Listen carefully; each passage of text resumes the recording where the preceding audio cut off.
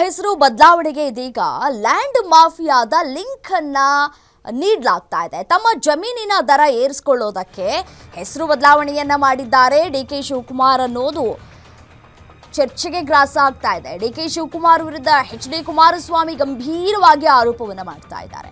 Land ಮಾಫಿಯಾಗಾಗಿ ಹೆಸರು ಬದಲಾವಣೆಯನ್ನ ಮಾಡಲಾಗ್ತಾ ಇದೆ ಅಂತ ಹೇಳಿ ಒಂದು ಕಡೆ ಶೋಭಾ ಕರಂದ್ಲಾಜೆ ಅವರು ಕೂಡ ಹೇಳ್ತಾ ಇದ್ದಾರೆ. ಬಿಡದಿ ಟೌನ್ಶಿಪ್ ಮಾಡ್ತೀವಿ ಅಂತ ಅಂದು ಭೂ ಸ್ವಾಧೀನವನ್ನ ಮಾಡ್ಕೊಳ್ತಾ ಇದ್ದಾರೆ. ಬಿಡದಿಯ ಕೆಂಚಗಾರನಹಳ್ಳಿಯ 10,000 ಎಕರೆ ಭೂ ಸ್ವಾಧೀನವನ್ನ ಮಾಡ್ಕೊಳ್ತಾ ಇದ್ದಾರೆ. ರಾಮನಗರದಲ್ಲಿ ರಿಯಲ್ ಎಸ್ಟೇಟ್ ಮಾಡೋದಕ್ಕೆ ಹೊರಟಿದ್ದಾರೆ.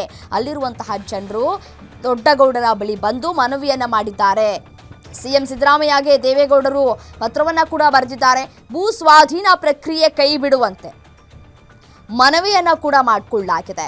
ರಾಮನಗರ ಜಿಲ್ಲೆಯ ಜನ 4 ಶಾಸಕರ ಅಭಿಪ್ರಾಯವನ್ನ ಕೇಳಿದ್ದಾರಾ?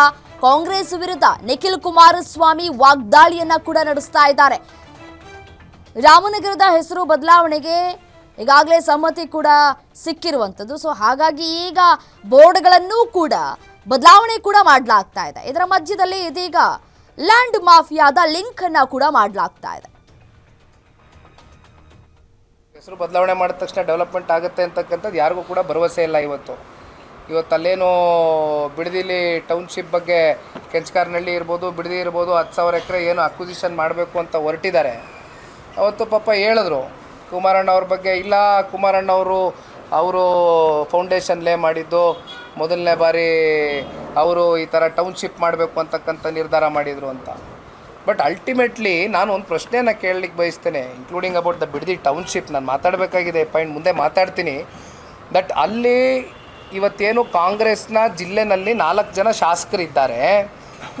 ರೈತರು ಅನೇಕ ಜನ ಆಯೋಗ ಬಂದು ಸನ್ಮಾನ್ಯ ದೇವೇಗೌಡರು ಸಾಹೇಬ್ರಿಗೂ ಅಪ್ರೋಚ್ ಆಗಿದ್ದಾರೆ, ನಮ್ಮನ್ನು ಭೇಟಿ ಮಾಡಿದ್ದಾರೆ. ಇಲ್ಲಿ ಅಕ್ವಿಸಿಷನ್ ಆಗ್ತಕ್ಕಂಥದ್ದಾದರೆ ಅದಕ್ಕೆ ಪೂರಕವಾಗಿ ರೈತರ ಜೊತೆ ಕೂತ್ಕೊಂಡು ಚರ್ಚೆಯನ್ನು ಇಲ್ಲಿವರೆಗೂ ಏನಾದ್ರು ಮಾಡಿದ್ದೀರಾ? ಯಾವುದಾದ್ರೂ ಕಮಿಟಿ ಮಾಡ್ಕೊಂಡಿದ್ದೀರಾ? ಅವ್ರನ್ನ ಕರೆದು ಯಾರಿಗಾದ್ರೂ ಕಷ್ಟ ಸುಖ ಕೇಳಿದ್ದೀರಾ? ಈಗ ನೀವು ಹೆಸರು ಬದಲಾವಣೆ ಮಾಡಿದ ತಕ್ಷಣ ಡೆವಲಪ್ಮೆಂಟ್ ಆಗುತ್ತೆ ಅಂತಕ್ಕಂಥದ್ದು ಯಾರಿಗೂ ಕೂಡ ಭರವಸೆ ಇಲ್ಲ. ಇವತ್ತಲ್ಲೇನು ಬಿಡದಿಲಿ ಟೌನ್ಶಿಪ್ ಬಗ್ಗೆ ಕೆಂಚಗಾರನಹಳ್ಳಿ ಇರ್ಬೋದು, ಬಿಡದಿ ಇರ್ಬೋದು, 10,000 ಎಕರೆ ಏನು ಅಕ್ವಿಸಿಷನ್ ಮಾಡಬೇಕು ಅಂತ ಹೊರಟಿದ್ದಾರೆ.